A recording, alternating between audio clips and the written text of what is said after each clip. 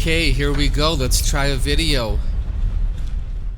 About 3 years ago, it was about 7 o'clock at night. I was in my bedroom sitting in my recliner chair because my mouth, teeth, and gums were hurting so badly. And I didn't know what to do.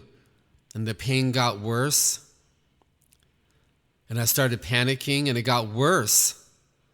And I got some thoughts of maybe going to the kitchen and grabbing a knife and just killing myself. I hope that doesn't shock some of you. And I hope and pray that none of you have to go through these things. And the pain got worse. And I started working on humbling myself. Now, this was about 3 years ago. And the pain got worse. And God knocked me out and put me to sleep. And I woke up a little while later and the pain was completely gone. I made a video about this, but I know most of you didn't watch it.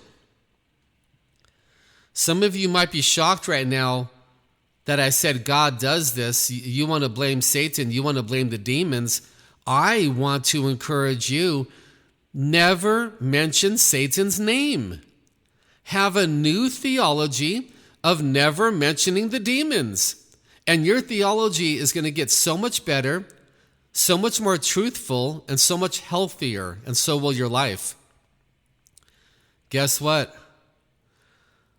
A couple nights ago, it happened again, and it was even worse. I was laying in my brown recliner chair at about 11 o'clock at night in terrible pain in my mouth and gums.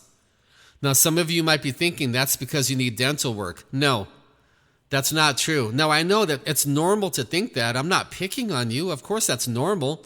But no, it's not true in this case. In this case, there are actual demons attacking your mouth, causing you pain. And the pain got worse, and I worked on humbling myself. And it got worse, and I worked on praying for help. And it got worse. And I was thinking, wow, I just need to go to the kitchen, grab a knife, and kill myself finally and get all of this over with. This went on for about an hour. Then the pain magically goes away. Now, if this was a real dental problem, it wouldn't go away. And I fell asleep. A couple days later, it happened again in the daytime. And then I realized right away, I need to work on humbling myself. Then a day or two later, happened again. Got to work on humbling myself. This is a warning from God that you got to work on humbling yourself. These attacks are real. I can't be the only one going through this. There's people all over the world going through this. Yet many of them are thinking they have dental problems, not realizing that this is a demonic attack. This happened yesterday, last night, I was in the drive-thru to pick up 2 hamburgers and 2 French fries for my wife and myself. And I was next in line. There was one car in front of me. I'm next in line. The attack happened again. And this time I said to myself, whoa, I need to humble myself. Is something about to happen? Is something going to happen to me? I need to humble myself right now. The car in front of me leaves. I pull up to the window to pick up my food. And the guy said, hey man, where's your mask? And I immediately got angry. Remember, I'm in my car. My window's cracked down. He's inside the restaurant ready to hand me my food. He wouldn't hand me my food unless I put my mask on.